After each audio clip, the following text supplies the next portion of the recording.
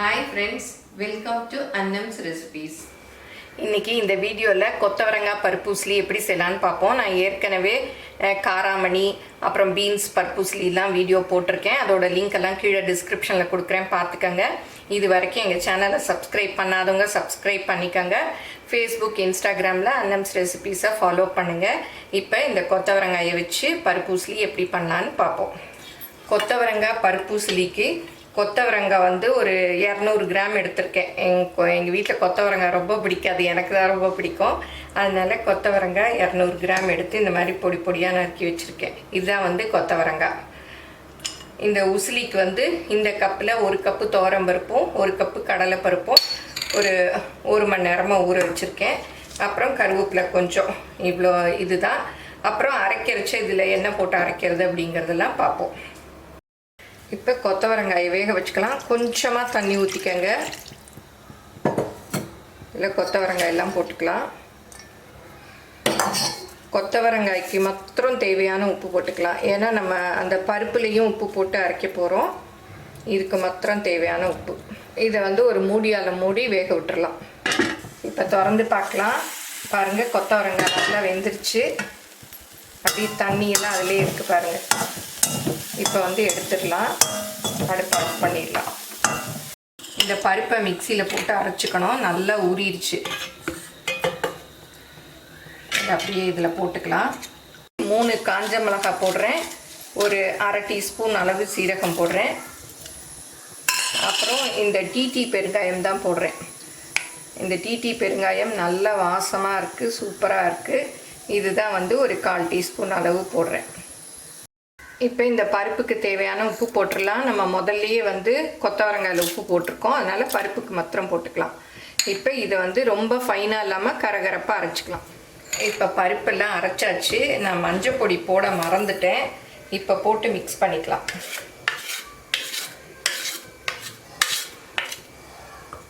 கொஞ்சம் தண்ணியாக இருக்குது. தண்ணியாக இருந்தாலும் நல்லாயிருக்கும், அப்போ தான் வந்து அந்த பருப்பு சாஃப்டாக இருக்கும்.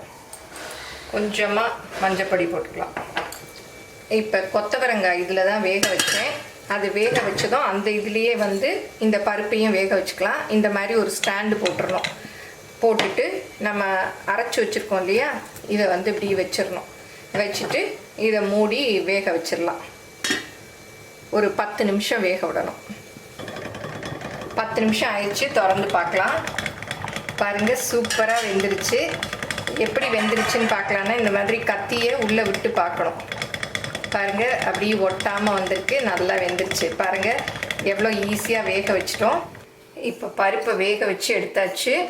இது கொஞ்சம் ஆறினதும் அப்படியே எடுத்துக்கலாம். அப்படியே வந்துடும். இப்போ சூடாக இருக்குது.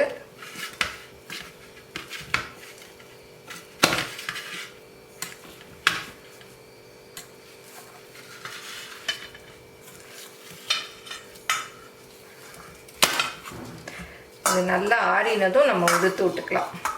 பாருங்கள், அடியிலெல்லாம் கூட ஒன்றும் ஒட்டலை, அப்படியே எடுக்க வருது. இப்போ வெந்த பருப்பெல்லாம் நல்லா ஆறிடுச்சு. கையில் நல்லா பொடி பொடியாக உதுத்து விட்டுக்கலாம். நீங்கள் மிக்சியில் போட்டு சுற்றுறதுனாலும் சுற்றிக்கலாம். இது கையிலையே நல்லா பாருங்கள் உதிரியாக வருது. இப்போ நல்லா உதுத்தாச்சு, போதும். எல்லாம் ரெடியாக இருக்குது. நம்ம அப்படியே கடாயில் தாளிக்க வேண்டியதுதான். கொத்தவரங்காய் அவிச்சு வச்சுருக்கேன். பருப்பும் அரைச்சி அவிச்சு உதுத்து வச்சுருக்கேன். அப்புறம் தாளிக்கிறதுக்கு கடுகு, உளுத்தம்பருப்பு, கொஞ்சம் பெருங்காயம், TT பெருங்காயம் தான் எடுத்திருக்கேன். அப்புறம் வந்து கருவேப்பிலை. ஏன்னா கொத்தவரங்காயும் ரொம்ப வாய்வு, பருப்பும் ரொம்ப வாய்வு, அதனால பெருங்காயம் போட்டுக்கணும். நான் அரைக்கிறச்சியும் கொஞ்சம் பெருங்காயம் சேர்த்துருக்கேன். இப்போ கொஞ்சம் தாளிக்கிறச்சும் கொஞ்சம் சேர்த்துக்கிட்டா நல்லா டேஸ்ட் நல்லாயிருக்கும். 1 ஸ்பூன் அளவு எண்ணெய் ஊற்றிக்கலாம்.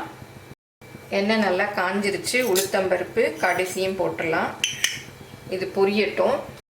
இப்போ கடுகு உளுத்தம்பருப்பு நல்லா பொரிஞ்சிருச்சு. இந்த TT பெருங்காயம் ஒரு 1/4 டீஸ்பூன் அளவு போட்டுக்கலாம்.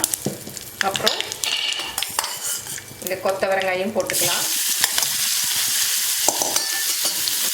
கருவேப்பிலையும் போட்டுக்கலாம். கருவேப்பிலை எண்ணெயிலே போடணும், மறந்துட்டேன். கருவேப்பிலை போட்டால் அப்படி எண்ணெய் தெரிக்குது, கேமராவில் படுது. அதனால தான் நான் வந்து கொத்தவரங்காய்க்கு அப்புறம் கருவேப்பிலை போட்டேன். இப்போ நல்ல கருவேப்பிலையும் பொரிஞ்சிருச்சு. இப்போ உதிர்த்து வச்சுருக்க இந்த பருப்பையும் போட்டுடலாம். நீங்கள் என்னுடைய பொருட்களை வாங்கணுன்னா கீழே வர்ற வாட்ஸ்அப் நம்பரில் ஒரு ஹாய் போட்டிங்கன்னா எல்லா டீட்டெயில்ஸும் வரும். அதை பார்த்து உங்களுக்கு என்னென்ன பொருள் வேணுமோ அதை நீங்கள் ஆர்டர் பண்ணி வாங்கிக்கலாம். இப்போ கொத்தவரங்காய் பருப்பு உசிலி சூப்பராக ரெடி ஆயிடுச்சு. இதை ரசம் சாதத்துக்கு சாப்பிட்லாம், தயிர் சாதத்துக்கு சாப்பிட்லாம், சாம்பார் சாதத்துக்கு சாப்பிட்லாம், எல்லாத்துக்குமே சூப்பராக இருக்கும். நான் பருப்பு அரைச்சது கொஞ்சம் அதிகமாக இருந்ததுன்னு கொஞ்சம் எடுத்து வச்சிட்டேன். நீங்கள் கொத்தவரங்காய் எவ்வளோ இருக்கோ அதே அளவு பருப்பு வேக வச்சதை பார்த்து எடுத்து போட்டுக்கோங்க. அப்புறம் அந்த மீதி பருப்பை கூட நம்ம சுண்டல் மாதிரி தாளித்து சாப்பிட்டுக்கலாம். அது கூட ரசம் சாதத்துக்கெல்லாம் ரொம்ப நல்லாயிருக்கும். இது எல்லோரும் செஞ்சு பாருங்கள். எப்படி வந்ததுன்னு உங்கள் கமெண்ட்ஸை சொல்லுங்கள். பிடிச்சிருந்தால் லைக் பண்ணுங்கள், உங்கள் ஃப்ரெண்ட்ஸுக்கும் ஷேர் பண்ணுங்கள். மறக்காமல் எங்கள் சேனலை சப்ஸ்கிரைப் பண்ணுங்கள். தேங்க்யூ.